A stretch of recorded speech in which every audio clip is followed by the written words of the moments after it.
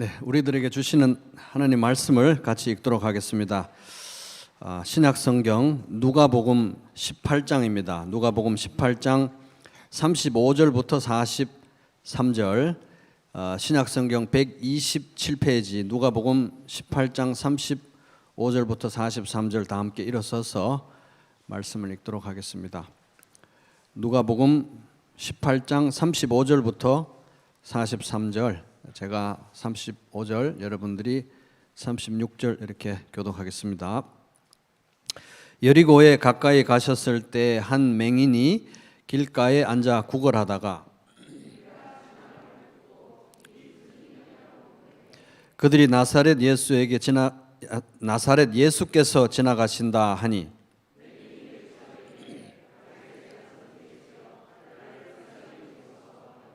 앞서가는 자들이 그를 꾸짖어 잠잠하라 하되 그가 더욱 크게 소리질러 다윗의 자손이여 나를 불쌍히 여기소서 하는지라.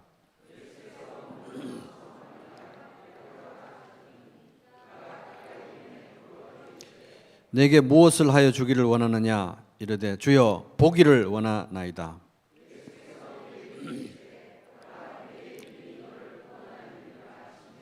같이 곧 보게 되어 하나님께 영광을 돌리매 예수를 따르니 백성이 다 이를 보고 하나님을 찬양하니라. 아멘. 기도하겠습니다.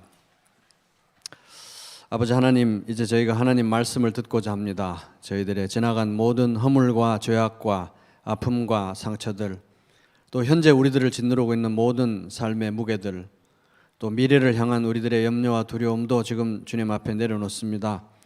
이 시간은 오직 하나님 말씀에만 집중할 수 있도록 우리들의 마음을 붙들어 주시옵소서. 이 말씀 잘 이해할 수 있게 해주시고 또 우리 삶 속에 구체적으로 적용되어서 풍성한 열매 맺게 하여 주시옵소서. 예수님의 이름으로 기도합니다. 아멘. 자리에 앉으시겠습니다.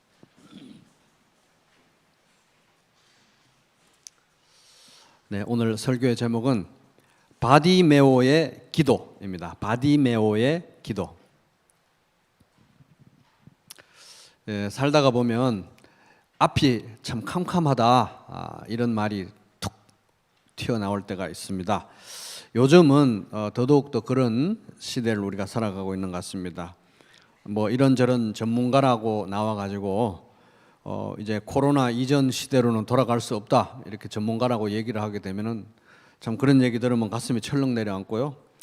또 뭐 코로나로 인해서 앞으로 삶이 다 모든 면에서 달라질 것이다, 뭐 이런 전문가들 얘기를 하게 되면 더더욱더 참 앞날이 이렇게 안 보이네, 앞이 안 보이네, 이런 생각이 드는 시대인 것 같습니다. 근데 뭐 그런 분들 얘기가 이제 전문가들 얘기라고 이렇게 뭐 하지만 그냥 대충 이렇게 큰 그림에서 보면 잘 모르겠다, 뭐 그런 얘기인 것 같아요. 잘 모르겠다, 무슨 일이 일어날지 잘 모르겠다, 앞이 캄캄하다. 사실 뭐 전문가다 뭐다 하지만 앞을 내다볼 수 있는 사람이 누가 있겠습니까, 그죠? 그래서 국가적으로도 그렇고 사회적으로도 그렇고 전 세계적으로도 그렇고 이게 지금 굉장한 불확실성이 더해져 가는 것만은 참 틀림이 없는 그런 시대에 우리가 살고 있는 것 같습니다. 근데 오늘 우리가 읽은 읽은 본문의 말씀은 이렇게 앞이 캄캄할 때, 앞이 캄캄하다고 느껴질 때 우리는 어떻게 기도해야 되는가, 그것을 가르쳐주는 말씀입니다. 바디메오는 이제 신체적으로 맹인이었기 때문에 문자적으로 이 사람은 앞이 캄캄했습니다. 거기다가 이 사람은 이제 길가에서 구걸하는 거지였잖아요. 그러니까 정말 대책이 없고 앞이 캄캄하고 앞이 안 보이는 그런 인생을 살아가는 사람이었는데 이 사람이 잘하는 게 하나가 있었는데 그게 뭐냐면 기도였어요. 기도의 달인이었어요. 기도의 달인. 바디메오는 이 성경에 나오는 정말 위대한 기도들 중에 기도를 올렸던 사람들 중에 한 명으로 꼽을 수가 있습니다. 그래서 오늘 이제 말씀 속에서 우리가 앞이 캄캄할 때, 앞이 보이지 않을 때 어떻게 부르짖고 기도하고 또 나아가야 되는지를 이제 볼 수 있는 거죠. 이제 얼핏 보면은 바디메오가 뭐 기도하고 있는 장면은 사실 잘 안 나옵니다. 방금 읽어봤듯이, 그죠? 예수님하고 대화하는 장면이잖아요. 근데 오늘날 우리가 예수님하고 대화하는 걸 두 글자로 하면 뭐죠? 기도인 거예요. 그래서 기도하고 있는 겁니다, 사실은. 그래서 바디메오의 기도를 보여주는 거예요. 그런 면에서 예수님과의 대화니까. 그래서 앞이 캄캄할 때, 바디메오처럼 앞이 캄캄할 때 우리는 어떻게 기도해야 되는가? 바디메오에게서 기도를 한번 배워보겠습니다. 바디메오의 기도 세 마디로 한번 요약해 보겠습니다. 첫째, 따라 볼게요. 불쌍히 여겨 주소서. 한 번 더, 불쌍히 여겨 주소서. 자, 이 35절, 여리고에 가까이 가셨을 때에 예수님 지금 예루살렘으로 가고 계신데, 예루살렘으로 왜 가고 계실까요? 십자가에 달리러 가고 계시는, 뭐 좋은 일이 있어가지고 돈 벌러 가시는 게 아니라 죽으러 지금 가시는 거예요. 십자가를 지러. 여리고에 가까이 가셨을 때에 이제 거쳐가는 길이니까 한 맹인이, 시각장애인이 길가에 앉아 구걸하다가, 거지예요, 맹인인데다가. 근데 이제 이 내용은 마가복음에도 나오고 마태복음에도 나옵니다. 마태, 마가, 누가 세 군데 기록됐다는 건 엄청 중요한 사건이라는 거예요. 그래서 마가복음의 병행 구절에 의하면 이 맹인의 이름이 바디메오입니다. 바디메오. 많이 들어보셨죠? 자, 따라 볼게요. 바디메오. 그래서 바디메오가 이제 이 사람이었는데 36절 보면 무리가 지나감을 듣고, 막 사람들이 지나가니까 웅성웅성하고 난리가 난 걸 거 아니에요. 그래서 무리가 지나감을 듣고 이 무슨 일이냐? 이렇게 물으니까 사람들 중에 어떤 사람이 37절에 그들이 나사렛 예수께서 지나가신다 하니, 나사렛 예수 이렇게 딱 지칭을 하죠. 근데 나사렛 예수는 이들의 관점에서 봤을 때 아주 뭐 대단한 믿음의 그런 표현 아닙니다.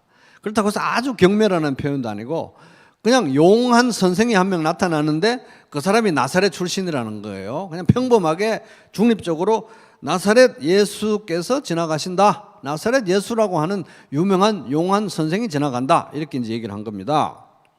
분명히 뭐라 그랬죠? 나사렛 예수라 그런 겁니다.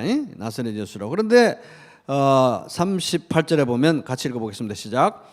맹인이 외쳐 이르되 다윗의 자손 예수여 나를 불쌍히 여기소서 하거든. 분명히 사람들이 나사렛 예수라고 얘기했는데 이 사람이 딱 얘기하는 게 뭡니까? 나사렛 예수 정도가 아니야. 나사렛 예수 정도가 아니야. 너들이 몰라서 그래. 뭡니까? 다윗의 자손 예수요. 마태복음이 어떻게 시작합니까? 아브라함과 다윗의 자손 예수 그리스도의 세계라 이러면서 쭉 족보가 나오잖아요. 그러니까 다윗의 자손 예수요, 이거는 예수님이 메시아라는 얘기예요. 메시아. 구약 성경에서 그토록 기다려왔던 메시아, 나사렛 예수 정도가 아니고 메시아의 메시아, 나사렛 다윗의 자손 예수여, 이렇게 한 거예요. 고함을 지르면서. 그러면서 불쌍히 여겨 주소서, 불쌍히, 나를 불쌍히 여기소서, 이렇게 고함을 친 거예요. 근데 이제 이 사람이, 이게 다윗의 자손 예수, 이거는 굉장한 믿음의 표현입니다. 그냥 휙 나온 얘기가 아니고요. 왜냐하면 그 다음 절에도 또 반복이 돼요. 그 반복이 되는 걸 그대로 다 적어놨다는 건 이 마태, 마가, 누가가 이 사람의 믿음을 굉장히 주목해서 본 겁니다. 굉장한 호칭을 사용했기 때문에. 그래서 이건 믿음으로부터 튀어나온 말이다. 이거 어떻게 아느냐? 예수님이 이 호칭에 대해서 너 날 왜 그렇게 부르니? 이렇게 말씀하지 않으셨어요. 받으셨어요. 그래서 다른 어떤 경우에 보면 이제 어떤 분이 선하신 선생님이요 이러니까 너 선하다는 게 무슨 의미인지 알고 그렇게 나를 선하다고 부르니? 이렇게 탁 함부로 부르는 호칭을 받아들이지 않으시는 분이에요. 근데 예수님이 다윗의 자손 예수, 이걸 이제 받으신 거예요. 맞다, 인정하신 겁니다.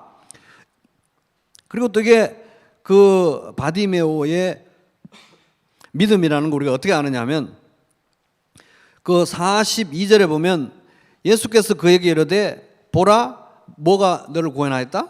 내 믿음이 너를 구원하였다. 이 사람의 믿음을 칭찬하는 거예요. 이 사람이 다윗의 자손 예수, 그냥 아무렇게나 한 얘기가 아니고 신앙의 고백이에요. 당신은 메시아입니다. 우리가 기다려온 메시아입니다. 메시아, 그리스도입니다. 이렇게 고백한 거예요.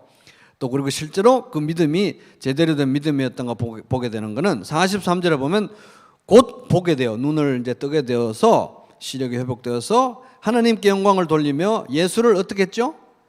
따르니. 예수를 따르는 걸 두 글자로 제자가 됐다. 제자 된 거예요. 그러니까 이 사람이 이 믿음의 표현이었던 겁니다. 다윗의 자손 예수여 불쌍히 여겨주소서 나를, 그렇게 했는데 사람들이 이 행진을 이제 인도하던 앞에 나가는 사람들이 이 사람이 입을 막은 거예요. 어디 감히 지금 이런 대단한 분이 지나가는데 맹인에다가 거지 주제에 다윗의 자손 예수가 무슨 뜻인지는 알고 그런 어마어마한 얘기를 하냐 하면서 입을 막으려고 조용히 해 이렇게 한 거예요. 그랬더니 어떻게 됐습니까? 조용히 했습니까? 조용히 한 게 아니라 더 볼륨을 높인 거예요. 더 볼륨을 높여가지고. 자, 39절. 앞서가는 자들이 그를 꾸짖어 잠잠하라. 우리말로 하면 뭡니까? 조용히 해. 아니면 시끄러 뭐 이렇게 적죠. 조용히 해 이렇게 하니까 하되 그가 더욱 소리 질러 가로되. 자, 요거는 이제 더욱 소리 질렀으니까 크게 한번 해볼까요? 시작. 다윗의 자손이여 나를 불쌍히 여기소서. 이렇게 하는 거. 불쌍히 여기소서. 다윗의 자손 또 쓴 거예요. 내가 지금 장난으로 다윗의 자손이라고 말하는 줄 아느냐. 이거 보통 얘기가 아니다. 진심이다.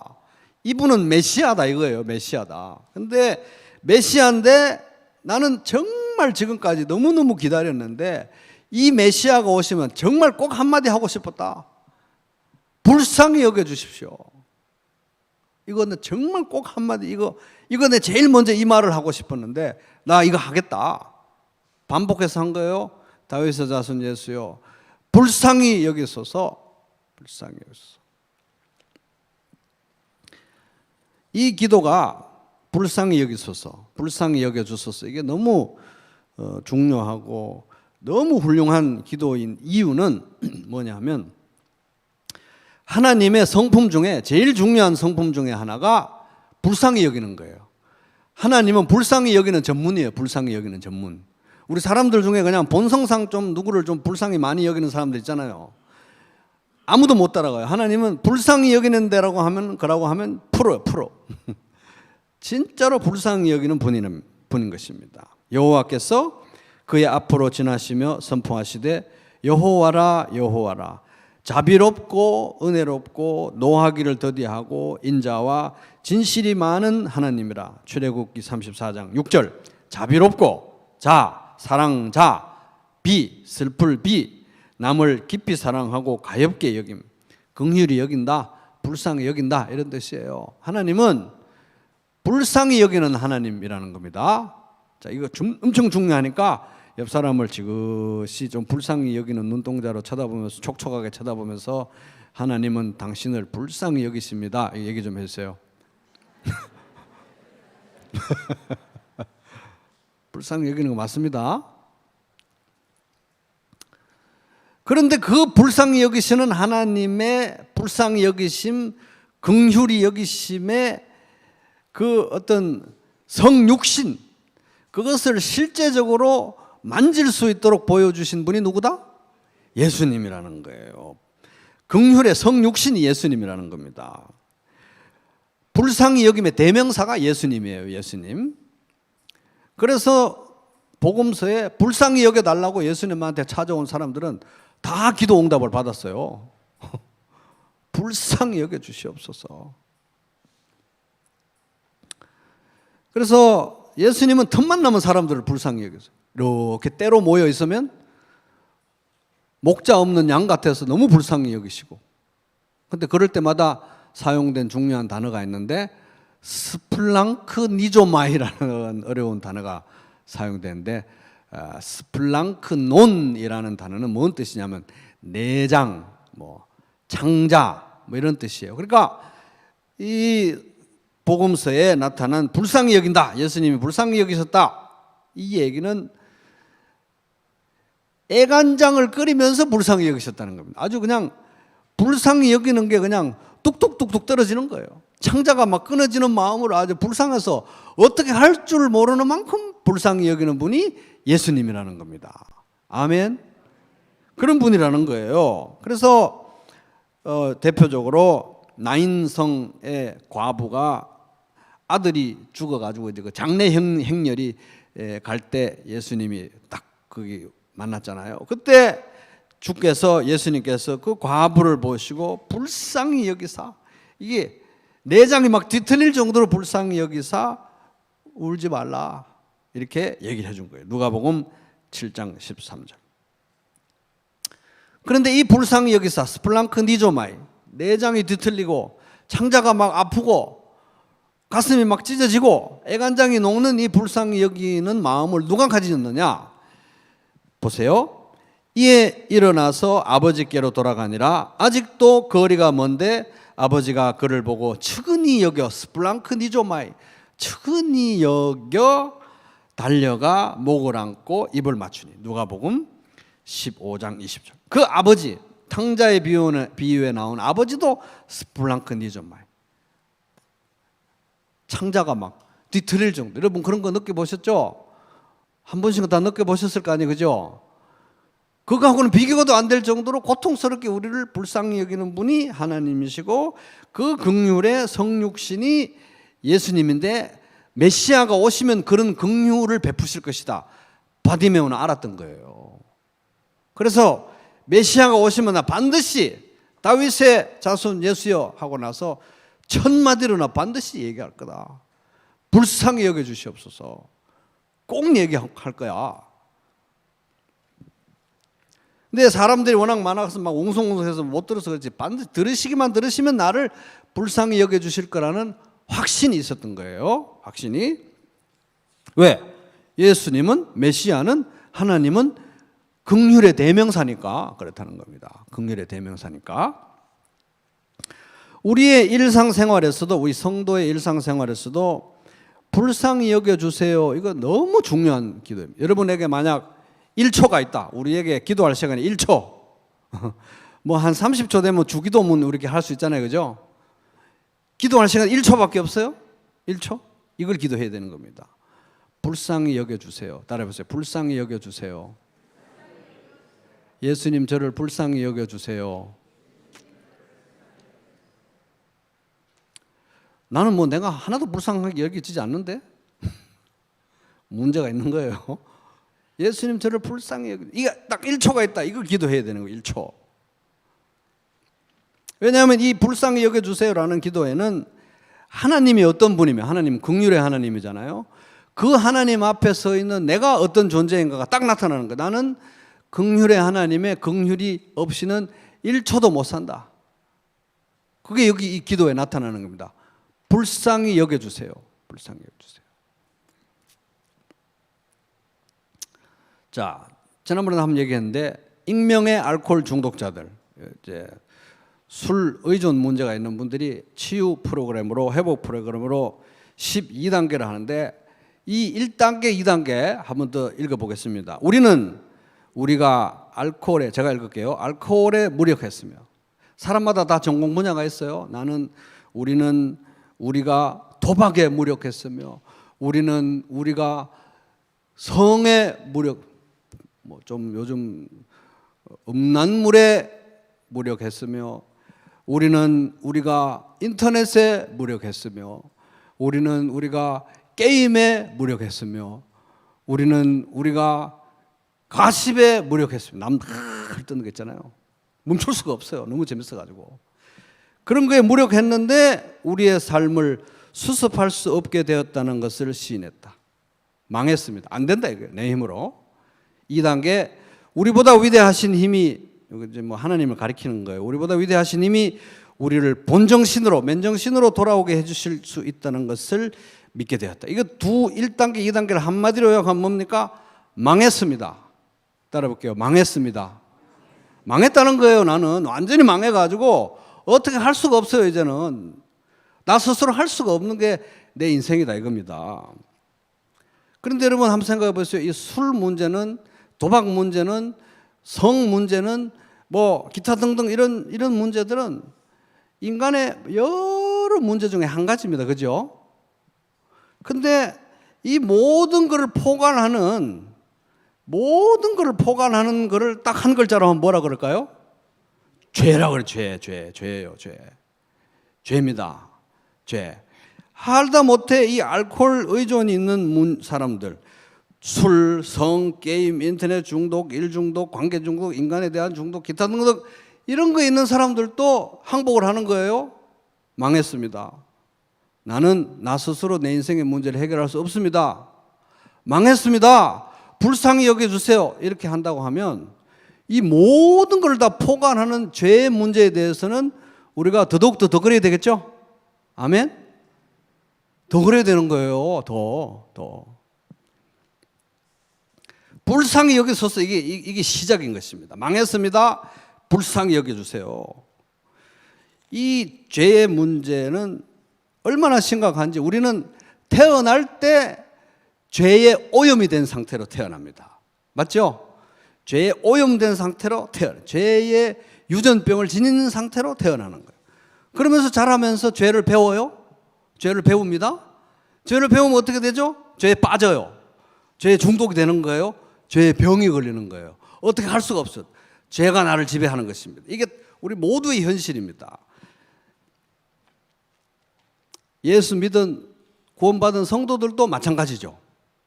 예수 믿고 우리가 신분적으로는 완벽해졌습니다. 예수님의 의가 우리의 의가 됐으니까 완전한 무죄가 되어서 우리는 신분적으로 완벽한 의를 이제 우리가 전가받았습니다. 그죠? 그런데 현실은 어떻습니까? 그건 이제 신분이고 상태. 이 현실은 어때요? 좋다가 나쁘다가 그렇죠. 그죠? 신분은 완벽한데 상태가 항상 좋다가 나쁘다가 그죠? 우리가 짊어지고 가고 있는 이 죄성은 이 죄성이라고 하는 것은 이 예자라고 하는 것은 몇 퍼센트 죄에 빠져 있을까요? 몇 퍼센트 죄에 오염되어 있을까요? 10%, 50%, 99%, 100% 완전히 100% 쩔어 있는 거예요. 가만히 있어도 죄예요, 죄. 아멘. 왜냐하면 존재 자체가 죄이기 때문에 가만히 있어도 죄인 것입니다. 우리 자체가 예자, 십자가에 못 박힌 예자, 지금도 꿈틀거리고 매일매일 우리가 싸워야 되는 이 죄성은 존재 자체가 죄덩어리인 것입니다. 그래서 얼마나 심각하냐 하면 이런 겁니다. 오호라 나는 곤고한 사람이로다. 이 사망의 몸에서 누가 나를 건져내랴. 로마서 7장 24절. 이게 우리의 매일의 고백이어야 되는 거예요. 매일의 고백. 맞죠? 아멘? 이게 사도 바울도 그랬고 우리도 그런 것입니다. 오호라, 나 따라 볼게요. 오호라, 나는 곤고한 사람이로다. 나는 곤고한 사람이로다. 이게 이제 다른 말로 하면 망했습니다. 오호라, 망했습니다. 해보다 안 되는 거예요. 해봐도 안 돼요. 결심하고 또 결심하고 어떻게 잘해보려고 노력했는데 해보다 안 돼요. 망했습니다. 오호라, 곤고한 사람이로다. 망했습니다. 불쌍히 여겨주시옵소서. 이거예요. 망했습니다. 누가 이 사망의 몸에서 나를 건져내라. 로마서 7장 24절. 우리가 얼마나 죄덩어리인지, 얼마나 매 순간 하나님의 긍휼, 불쌍히 여기심 말고는 살아갈 수 없는 존재인지, 이게 너무너무 중요한데 너무너무 자주 잊어버리는 거예요. 그래가지고 얘들은 도저히 안 되겠다.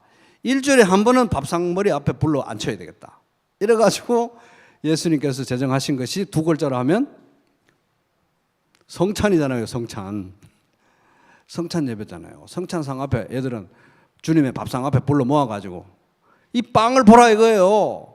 십자가에서 찢기신 몸을 상징하고 잔을 보라 이겁니다. 십자가에서 흘리신 피를 상징하고 매주 리마인드를 시켜야 돼요.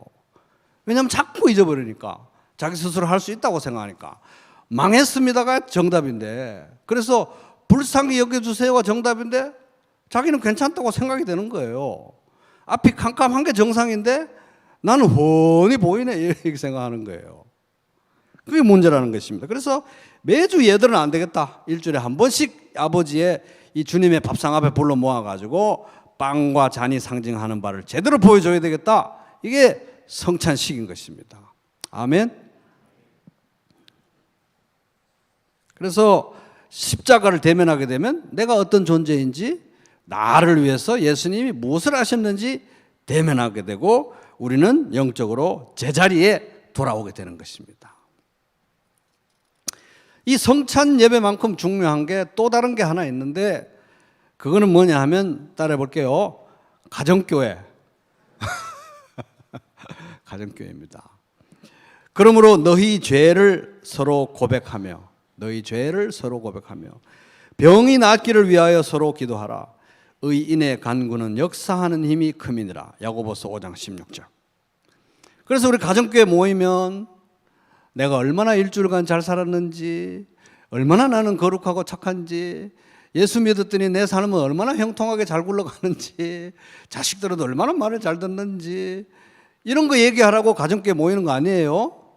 그런 거 얘기하라고 모이는 게 아니라 삶을 나누고 솔직하게, 그 다음에 아픔을 나누고 나의 연약함을 나누고, 정말 신뢰가 굳어진 좀 더 성숙한 가정교회라면 죄를 고백하는 거예요. 죄를 고백하고 서로를 위해서 기도해 주는 거예요. 불쌍히 여겨 주시옵소서. 불쌍히 여겨 주시옵소서.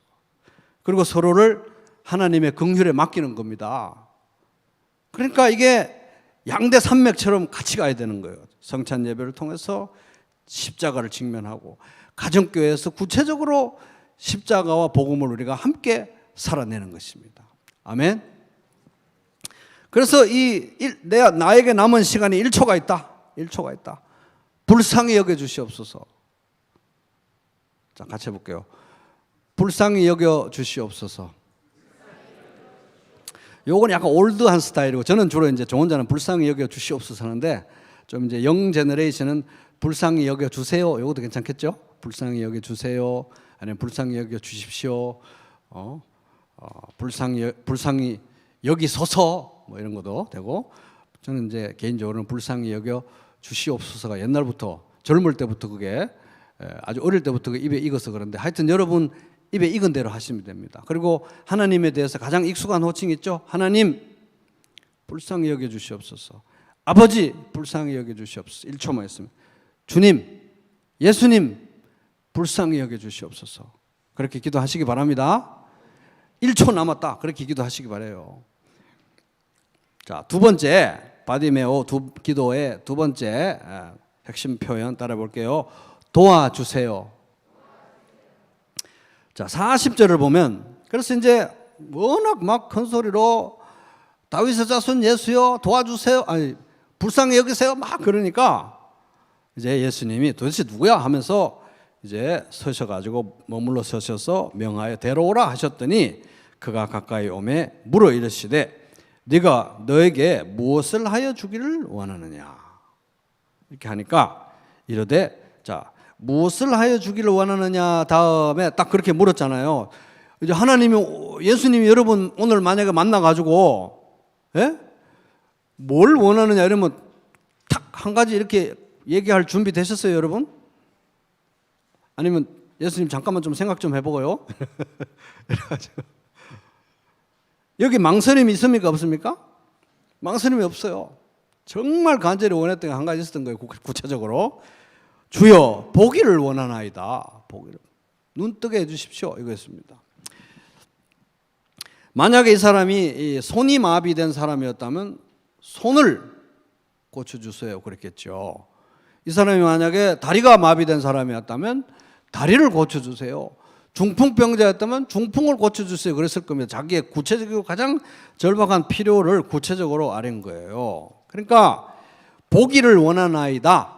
이제 이거를 이제 우리들에게 일반적으로 좀 오늘날 우리들에게 해당되는 말로 번역한다고 할까요? 아니면 적용한다고 하면 이건 도와주세요. 나의 문제를 나 스스로 해결할 수 없으니까 도와주세요, 하나님.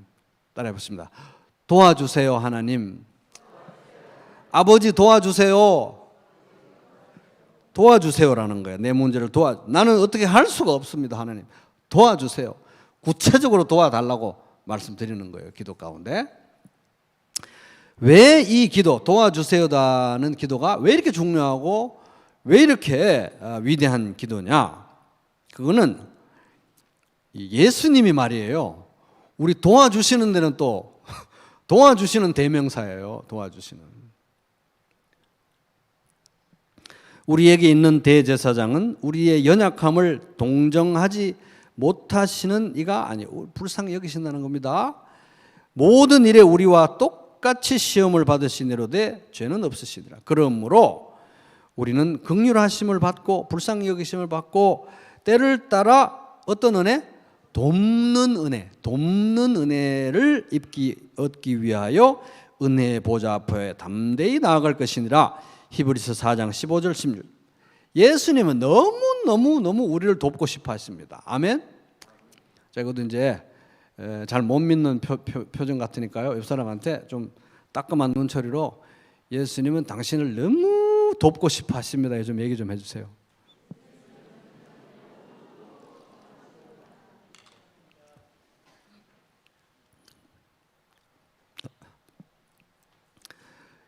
하나님은 또 우리는 얼마나 우리를 돕고 싶어 하시는지, 하나님은 두려워하지 말라 내가 너와 함께 함이라 놀라지 말라 나는 내 하나님이 됨이라.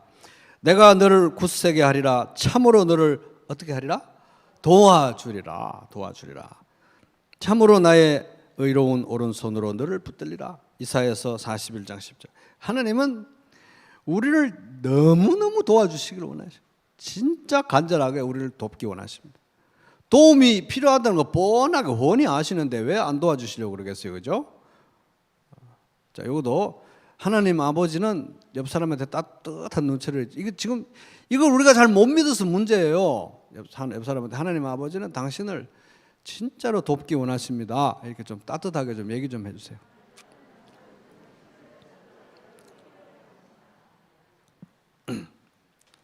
그래서 이렇게 얘기를 해도 도움을 안 청하는 거예요, 사람들이.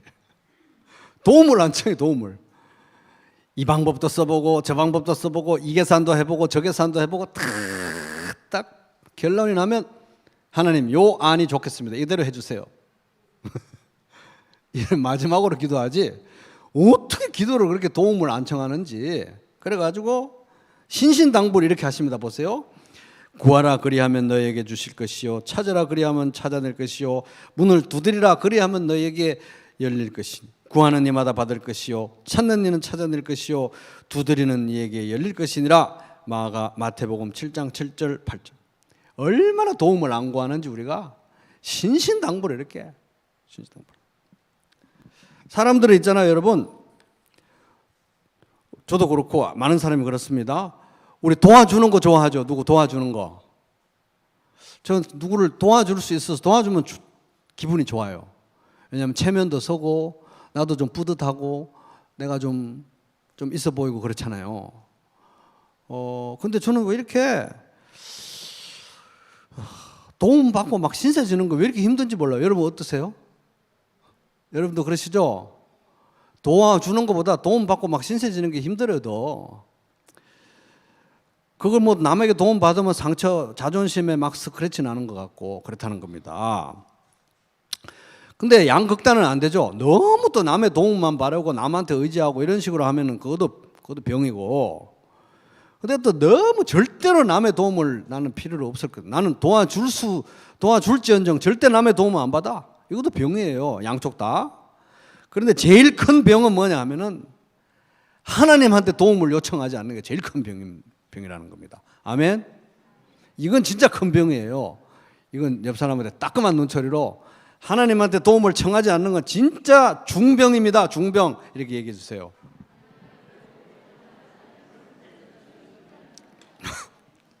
하나님한테 도움을 안 청하면 이게 병이지 뭐가 병입니까? 그죠? 진짜 병이에요. 병. 하나님한테도 이렇게 도움을 안 청하려고 끝까지 버티다가 마지막에 계산 다 해보고 이거 해보고 저거 해보고 다 하다가 도움을 요청하고 기도하는 그 바닥에는 뭐가 있냐? 에고가 있는 게 에고. 자아가 있는 거야. 자아. 이 자아가 하여튼 제일 문제예요. 자아가 내가 죽어야 내가 사는 거예요. 그죠? 이 자아가 문제인 겁니다. 십자가에서 죽었는데도 맨날 부활해, 맨날. 그래가지고 이 에고가 문제예요. 내가 할 수 있고 내가 해야 되고 나 혼자 살아야 되고 버텨내야 되고, 내가 더 잘해야 되고, 내가 내 삶의 주인이어야 되고, 내가 내 세상의 중심이어야 되고, 어디 가도 이게 문제라는 겁니다. 그래서 영적인 성숙은 폼나게 하나님 도움도 필요 없이 그냥 잘 살아가는 게 영적인 성숙이 아니고, 영적으로 성숙하면 할수록 우리는 하나님을 더 의지하게 되어 있다는 것입니다. 아멘. 성숙하면 할수록 더 숙연하게 하나님을 의지할 수밖에 없어요. 의지할 수밖에 없어요. 하나님을 의존할수록 사람들에게는 덜 의존적이 된다는 것입니다. 아멘.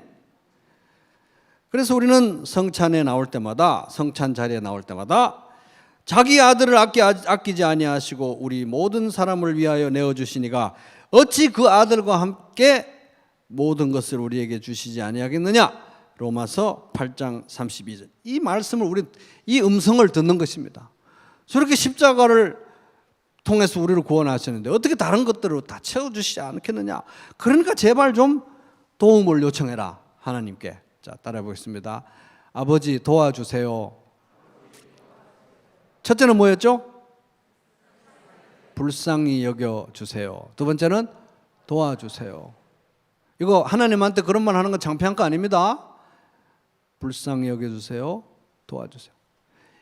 2초가 남는다. 2초가 남으면 뭘 기도해야 되겠어요? 불쌍히 여겨주세요. 도와주세요. 2초 남으면 그렇게 기도해야 돼요. 불쌍히 여겨주세요. 도와주세요. 자, 세 번째, 바디메오의 기도 세 번째 따라해 볼게요. 감사합니다. 원래는 제가 제목을 감사합니다, 감사합니다, 또 감사합니다 이렇게 쓰려고 했는데 좀 과한 것 같아서 한 번만 썼어요. 바디메오의 기도 세 번째는 감사합니다. 그래서 42절을 보면은 예수께서 그에게 이르시되 보라 내 믿음이 너를 구원하였느니라. 믿음을 인정하고 받으신 거예요 하심에 그가 곧 보게 되어 이 보통 일 아닙니다. 이거 곧 보게 되어 하나님께 영광을 돌리며 예수를 따르니 백성이 다 이를 보고 하나님을 찬양하니라. 그래서 영광을 돌렸다. 감사합니다. 감사합니다. 또 감사합니다. 찬양합니다. 다 하나님 덕분입니다. 인정하는 거잖아요. 그죠? 그래서 이 감사와 찬양이 우리 모든 기도의 종착지. 모든 기도는 감사와 찬양으로 귀결되어야 된다는 것입니다. 귀결. 그래서 이 시편의 수많은 이 시편들 그 중에서 특별히 이제 탄식하는 많은 시들 중에 보면 초반에 뭐가 나옵니까? 불쌍히 여겨주세요. 도대체 언제까지 이러실 겁니까? 하나님 정말 죽을 지경입니다. 정말 너무너무 힘들어요. 죽겠습니다. 그러다가 갑자기 어느 중간쯤 가면은 과거에 하나님이 얼마나 신실하게 했는지, 하나님이 절대 변하실 수 없는 하나님의 성품은 어떤 건지 자기도 모르게 또 기도하다가 막 묵상을 해요. 그러다 보면 갑자기 관점이 바뀌고 이번에도 하나님이 도우시겠네? 지금까지 그러셨던 것처럼. 그러면서 찬양을 당겨서 가불 해서 찬양을 해버려요. 응답하실 줄로 믿고 영원히 하나님을 찬양하겠습니다. 감사합니다. 감사합니다. 감사합니다. 이렇게 시제가 다 끝나요. 그래서 이 우리의 기도도 마찬가지라는 겁니다. 그래서 기도할 때 우리는 하나님을 더 의존하게 되고 기도할 때 우리가 하나님께 더 감사하게 되는 거예요. 기도도 안 하는데 어떻게 감사합니까? 기도해야 감사하죠. 그죠? 기도해야 감사한 것입니다. 그래서 오늘 말씀의 교훈을 한마디로 요약하면 따라 볼게요. 앞이 캄캄할 때 바디메오처럼 기도하라. 이것도 옆 사람한테 해볼까요? 앞이 캄캄하면 바디메오처럼 기도하시기 바랍니다. 이렇게 좀 친절하게 좀 얘기 좀 해주세요. 바디메오 기도는 뭡니까? 불쌍히 여겨주세요. 도와주세요. 감사합니다. 불쌍히 여겨주세요. 도와주세요. 감사합니다. 3초가 남으면 뭘 해야 되겠어요? 불쌍히 여겨주세요. 도와주세요. 감사합니다. 감사합니다. 그래서 이 바디메오의 기도는 결국은 십자가 앞으로 나오는 기도예요. 십자가 앞으로 나오는 기도. 왜냐하면 불쌍히 여겨주세요가 이게 십자가 앞으로 나오는 거예요. 불쌍히 여겨주세요. 불쌍히 여겨주세요. 내가 하나님의 긍휼이 너무너무 필요하고 긍휼 없이는 살아갈 수 없는데 하나님의 긍휼이 불쌍히 여김이 어느 정도 필요로 한가? 십자가만큼 필요하다는 거예요. 그러니까 불쌍히 여겨주세요는 십자가 앞으로 나오는 기도라는 겁니다. 십자가 없는 감사는 위선이에요. 위선. 십자가 없는 감사는 불쌍히 여겨주십시오. 없는 감사는 어떻게 되냐면 보세요. 결국 이렇게 됩니다. 아유, 하나님 수고 많으셨어요. 이번에도 잘 도와주셔서 수고 많으셨습니다. 감사합니다. 제가 참 잘하긴 했죠, 하나님. 이번에도 저를 구원하시기 참 잘하신 것 같습니다, 하나님. 제가 봐도 참 제가 잘하는 것 같아요, 하나님. 잘 도와주셔서 잘 해결할 수 있어서 참 감사합니다. 큰 도움 주셔서 감사합니다. 이런 감사가 무슨 감사입니까? 불쌍히 여겨주셔가지고 완전히 망했는데 아무 방법이 없었는데 전적으로 하나님의 은혜래야 감사지. 수고하셨어요. 많이 도와주셔서 감사합니다. 다음에도 또 힘써주세요. 이런 감사는 감사가 아니에요. 칭찬이죠, 그죠? 하나님을 칭찬하는 겁니다. 그러면 안 되는 거예요. 하나님 앞으로도 더 잘할게요. 이번에도 제가 하나님께 감동시켜 드렸듯이 앞으로도 열심히 해서 하나님 감동시켜 드릴 거예요. 이런 오만방자한 기도가 감사가 어디 있어요? 우리가 어떻게 하나님을 감동시킵니까? 완전히 망했는데. 아멘? 완전히 망한 거예요. 완전히 망한 겁니다. 이거를 우리가 매일 기억을 해야 되는데 맨날 잊어버리니까 일주일에 한 번씩 예수님의 밥상머리 앞에 부르셔가지고 십자가와 부활을 바라보라고 제정하신 게 성찬 예배인 것입니다. 키에르 케고르 그런 사람 유명한 철학자 있죠. 키에르 케고르라는 사람이 이 절망을 죽음에 이르는 병이라고 그랬대요. 절망을 하게 되면 영혼도 죽고 다 죽는다 이 말이에요. 몸도 죽고, 그죠? 절망을 죽음에 이르는 병이라고 했는데 이 많은 분들이 절망으로 빠져내려가는, 절망의 구덩이로 빠져내려가는 가장 미끄럽고 가장 위험한 내리막길이 뭐냐? 자기 연민이래요. 따라해볼게요. 자기 연민. 이 자기 학대도 병인데 자기 연민도 병이에요. 자기 학대는 뭡니까? 이 밥버러지 같은, 자기한테 말하는 거예요. 이 밥버러지 같은 인간, 그럴 줄 알았어. 넌 정말 구제불능이야. 아유, 정말 못 살아. 이 자기를 들들 볶는 자기 학대인데 이것도 문제가 많습니다. 그죠? 그런데 자기 연민도 병이고 문제예요. 왜 나는 이런 집에 태어나가지고, 왜 하필이면 나는 이렇게 생겨가지고, 왜 하필이면 나는 이 정도밖에 안 돼가지고, 정말 내가 불쌍해 죽겠네. 하나님이 나를 불쌍히 여기는 것보다 내가 더 불쌍히 여겨요. 하나님이 나를 불쌍히 여기는 거 모자라. 그래가지고 내가 너무 나를 불쌍히 여기다 보면 어떻게 돼요? 불쌍히 여기고 아쉽고 후회되고 또 불쌍하고 서글프고 처량하고 이래가지고 더 그게 절망의 늪으로 간다는 겁니다. 자기 연민은 하나님 제껴놓고 하나님보다 나 자신을 내가 더 불쌍히 여기는 거예요. 말이 될까요? 안 될까요? 하나님보다 내가 나를 어떻게 불쌍히 여깁니까? 그죠? 하나님보다 내가 나를 더 불쌍히 여길 수는 없습니다. 아멘? 하나님보다 내가 나를 불쌍히 여길 수가 없어요. 여러분, 이거 좀 이렇게 꿀꺽 삼키시려니까 좀 힘드세요? 내가 나를 불쌍히 여기는 게 더 많이 불쌍히 여깁니까? 하나님이 나를 불쌍히 여기는 게 더 많이 불쌍히 여기는 겁니까? 하나님이 나를 불쌍히 여기는 게 더 불쌍히 여기는 거예요. 그래서 이 어떤 분이 그렇게 말했습니다. 자기 연민의 감정은, 자기가 자기를 불쌍히 여기는 거, 자기 연민의 감정은 타인의 아픔이나 감정을 보지 못하게 하고 오로지 자기 자신의 고통에만 집착하게 만든다. 내가 너무 불쌍한 거예요. 내가 너무 서글프고 처량해요. 그래서 이분이 말하기를 자기 연민을 십자가에 못 박아야 된다는 거예요. 어디에 못 박으라고요? 십자가에. 자기 연민 십자가에 못 박아야 돼요. 왜? 십자가 자체가 하나님이 나를 불쌍히 여긴 건데 말할 수 없을 만큼. 그거보다 내가 나를 어떻게 불쌍히 여깁니까? 그죠? 그래서 자기 연민에서 빠져나와서 하나님의 불쌍히 여김에, 하나님의 긍휼에 나를 맡겨야 된다는 거예요. 하나님의 긍휼에 나를 맡겨야 된다는 것입니다. 옆 사람한테 하나님의 긍휼에 당신을 맡기시기 바랍니다. 좀 얘기해 주세요. 자기 연민의 바다에 빠지면 절망으로 내려가서 죽음에 이르게 되는데 나를 하나님의 긍휼에 맡길 때만 살아날 수가 있는 것입니다. 아멘. 왜냐하면 하나님이 나를 불쌍히 여기는 분이시니까요. 그 증거가 어디 있습니까? 십자가라는 겁니다. 십자가. 바디메오는 있잖아요, 여러분. 바디메오.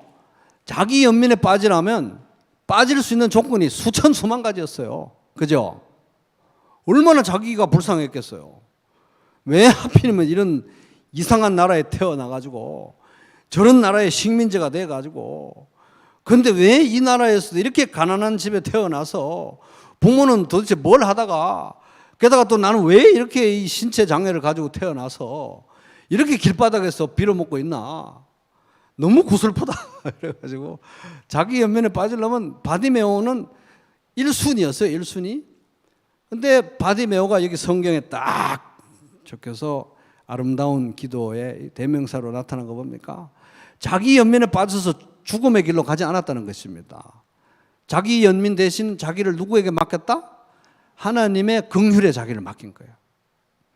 하나님 나를 불쌍히 여기신다고 하니 여기 있습니다. 제가 지금 솔직히 말해서 하나님이 나를 충분히 불쌍히 여기실지 안 불쌍히 여기실지 충분히 책임지실지 안 주실지 좀 제가 좀 약간 지금 의심은 되지만 저를 내어드립니다. 이렇게 내어드려야 되는 거예요. 하나님의 긍휼에. 여러분 하나님의 긍휼에 맡기시기 바랍니다. 자기 연민은 망하는 길이라는 거예요. 그래서 하나님의 긍휼을 믿고 하나님의 긍휼의 성육신을 믿고 기다렸기 때문에 메시아가 나타났을 때 다윗의 자손 다윗의 아들 예수여 나를 불쌍히 여겨주십시오 이렇게 기도했던 것입니다. 이거 우리 매일 기도해야 되는 거예요. 매일. 이 셋 중에 제일 중요한 게 1번입니다. 자, 따라해 보세요. 불쌍히 여겨주시옵소서. 그래서 이제 결론을 내면 하나님보다 우리가 우리 자신을 사랑하거나 더 불쌍히 여길 수는 없습니다. 십자가 보면 답이 나오는 거예요. 그래서 앞이 캄캄하고 자기 연민의 그림자가 드리울 때 아우 내가 나를 불쌍히 여겨가지고 절망의 늪으로 빠져야 될 타이밍인가 보다 할 때 스탑! 멈추고 하나님의 긍휼에 바디메오처럼 하나님의 긍휼에 자기 자신을 내어드리면서 저를 불쌍히 여겨주십시오. 하나님 도와주십시오. 아버지 도와주세요. 그리고 감사한 마음 주실 때 감사합니다. 감사합니다. 진짜로 감사합니다. 정말 감사합니다. 이렇게 고백하면서 바디메오의 기도를 연습하시면서 매일 하나님의 긍휼을 경험하고 감사가 넘치는 하루하루 되시기를 주님의 이름으로 축복합니다. 네.